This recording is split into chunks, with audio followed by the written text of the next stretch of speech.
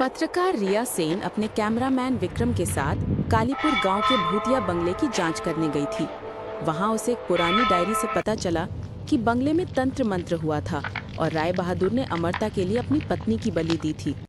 रिया बंगले के अंदर काली परछाई की चपेट में आ गई और विक्रम के साथ जो लड़की लौटी, रिया नहीं कोई और थी। अब कहानी वहीं से शुरू होती है जहां पिछली खत्म हुई थी। ब्रिक 1, डर की दस्तक। कोलकाता, 2 हफ्ते बाद। विक्रम बुरी तरह परेशान है। रिया उसके साथ है, पर अब वो पहले जैसी नहीं रही। उसकी आंखें अब हमेशा काली रहती हैं। वो सोती नहीं, बस अंधेरे में बैठी रहती है और वो हर चीज रिकॉर्ड कर रही है, जैसे किसी और के लिए। एक रात विक्रम उसकी फुटेज चेक करता है। क्लिप में रिया कैमरे में खुद से बात कर रही होती है। मैं तैयार हूँ माँ, अब वो दिन आ गया है, अमावस्या फिर से आ रही है। विक्रम कांप जाता है। वो जानता है ये रिया नहीं, शिवांगी है। ब्रेक 2, रघु काका की अंतिम गवाही। विक्रम दोबारा कालीपुर लौटता है। रघु काका और बूढ़े हो गए हैं, पर इस बार बोलने को तैयार हैं। वो विक्रम को एक पुराना ताबीज और पत्र देते हैं। रिया राय बहादुर की वंशज थी। उसका खून पुराना दरवाजा खोल सकता था। बंगले में बंद आत्माएं अब जाग चुकी हैं, लेकिन शिवांगी की आत्मा सबसे शक्तिशाली है और अब वो रिया के शरीर में बस चुकी है। वो बताते हैं कि शिवांगी की आत्मा को रोकने के लिए तंत्र यंत्र की असली किताब अब भी बंगले के तहखाने में है, लेकिन उसे तुलसी और रक्त से खोला जा सकता है। पर याद रखना बेटा, जो बंगले में वापस जाता है वो या तो मुक्ति दिलाता है या खुद उसका हिस्सा बन जाता है। ब्रेक 3, अंतिम अमावस्या। विक्रम आखिरकार एक अंतिम बार बंगले में जाता है, उस रिया को बचाने जो अब शायद कहीं भीतर दबी हुई है। वो बंगले में घुसता है, ताबीज पहने, तुलसी जल और नमक की लकीर बनाकर। वहाँ उसे वो पुरानी किताब मिलती है, लेकिन साथ ही रिया भी, या यूं कहें शिवांगी। वो कहती है, इतने सालों से मैं इंतजार कर रही थी। माँ को पिताजी ने मार डाला और मैं कैद हो गई। अब मेरी रिहाई का वक्त आ गया है। रिया के शरीर में मैं अमर हो सकती हूँ। विक्रम किताब से शांति का मंत्र पढ़ता है। बंगले की दीवारें कांपती हैं। शिवांगी चिल्लाती है, तू मुझे रोक नहीं सकता। एक जोरदार विस्फोट होता है। रिया जमीन पर गिरती है और बंगला धीरे धीरे सुलगने लगता है। अंतिम दृश्य, सुबह का समय।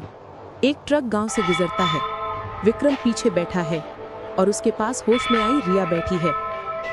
वो शांत है, थकी हुई है, पर उसकी आंखें अब वैसी नहीं हैं। वो पूछती है, क्या सब खत्म हो गया? विक्रम चुप रहता है और आसमान की तरफ देखता है, पर आसमान में धुएं के बीच एक परछाई अब भी मंडरा रही है। Plot twist. कहानी के अंत में जब रिया एक शीशे में देखती है, एक पल के लिए शिवांगी की परछाई दिखाई देती है। मैं चली गई हूँ, पर पूरी नहीं। अगली अमावस्या को रिया ने पहले कहानी का पिछला हिस्सा दोहराया जाएगा। रिया एक पत्रकार बंगले की जांच के दौरान काली आत्मा शिवांगी के वश में आ गई थी। विक्रम ने उसे बचाया और बंगला सुलगने लगा, पर आखिरी दृश्य में रिया के भीतर शिवांगी की परछाई अब भी जिंदा थी। अब जानते हैं कि उस कहानी का अंत कैसे होता है। अध्याय 1, पाप का पूरा हिसाब। 6 महीने बाद एकांत आश्रम। रिया अब एक आश्रम में रह रही है, मानसिक और आध्यात्मिक इलाज के लिए। पर हर अमावस्या की रात उसे भयानक सपने आते हैं।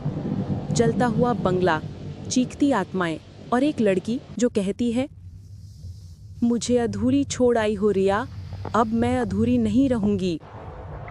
विक्रम जो अब सब कुछ छोड़ चुका है, उसे बार बार एक बात सताती है। क्या सच में शिवांगी खत्म हो गई थी? वो रिया से आखिरी बार मिलने आश्रम आता है। रिया उसे एक बात बताती है, हर अमावस्या की रात मैं नींद में चलती हूँ और मेरी हथेलियों पर राख होती है। कोई तो मुझे बुला रहा है।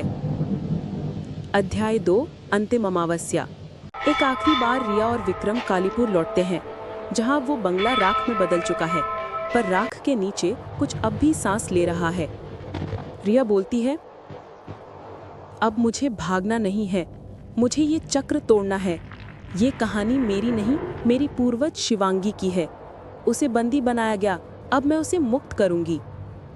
रघु काका अब जीवित नहीं है, पर उन्होंने एक आखिरी पत्र छोड़ा था। शिवांगी आत्मा नहीं, बदला है। उसे सिर्फ शांति नहीं, सच्चाई चाहिए। तब तक वो लौटती रहेगी। ब्रेक 3, सच्चाई का द्वार। रिया और विक्रम उस राख की जगह पर मंत्र पढ़ते हैं और वहां एक गुप्त तहखाना खुलता है जो पहले कभी दिखा ही नहीं था। नीचे उतरते हैं तो एक पत्थर का कमरा मिलता है। वहां एक छोटा बच्चा बैठा है, डर के मारे कांप रहा है। रिया दंग रह जाती है। ये कौन है? एक आवाज गूंजती है। ये राय बहादुर का वारिस है जो तंत्र के अधूरे यज्ञ के कारण काल चक्र में फंसा रहा।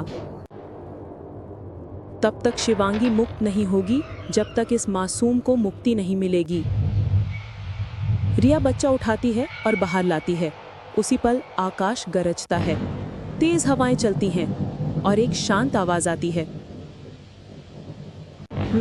अब मैं जा रही हूँ रिया, अब मैं पूर्ण हूँ। धन्यवाद। और एक हल्की सफेद रोशनी उठती है राख के ढेर से और धीरे धीरे आसमान में विलीन हो जाती है। अंतिम दृश्य, बंगला नहीं, मंदिर। 2 साल बाद कालीपुर में अब वो बंगला नहीं है। उस जगह पर एक छोटा मंदिर बना है शिवांगी की स्मृति में। लोग अब वहां आते हैं, डर से नहीं, आस्था से। रिया पत्रकार नहीं रही, वो उस मंदिर की देखभाल करती है और